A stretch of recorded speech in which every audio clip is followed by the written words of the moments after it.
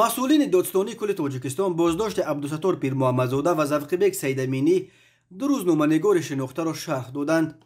شریف قربانزاده یک مسئول دادستانی روز 15 ایول ضمن نشست خبری گفت ذوقی سید امینی با همکاری با سازمان‌های در کشور ممنوع حزب نهضت اسلامی و گروه 24 متهم می شود. ذوقی سید امینی بارها در صحبت‌هایش گفته است که با هیچ سازمان و گروه‌ها همکاری ندارد. به گفته شریف قربانزاده، ذوقی سید امینی روز 8 ایول امسال بازداشت و علیهش بر اساس قسم دوم ماده 307 نشانه 3 پرونده جنایتی آغاز گردیده است.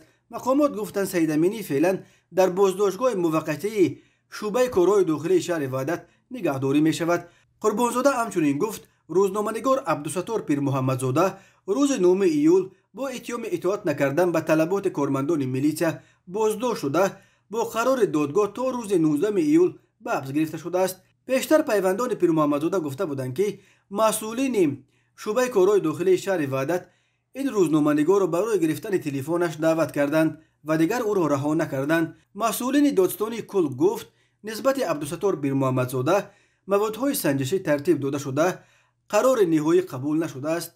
تا کنون خبرنگاران بازداشت شده را به نزدیکانشان نشان ندادند و کسی هم برایشان مکان نگهداریشان را نمیگوید.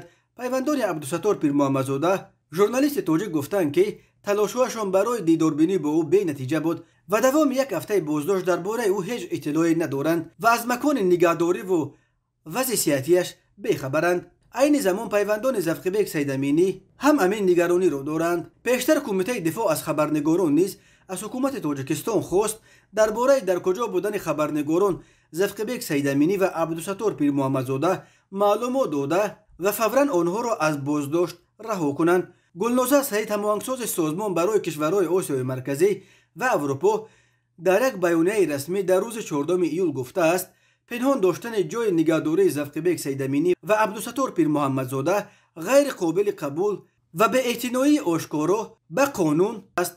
ذوقی سید امینی و عبدالستار پیر محمدزاده خبرنگار و بلاگران تاجیک را روز 9 ایول دستگیر کردند. ذوقی سید امینی و عبدالستار پیر محمدزاده کارمندان پیشین رادیو و تلویزیون دولتی تاجیکستان سالهای آخر اساساً در شبکه‌های اجتماعی نظر و اندیشه‌های خود را بیان می داشتند.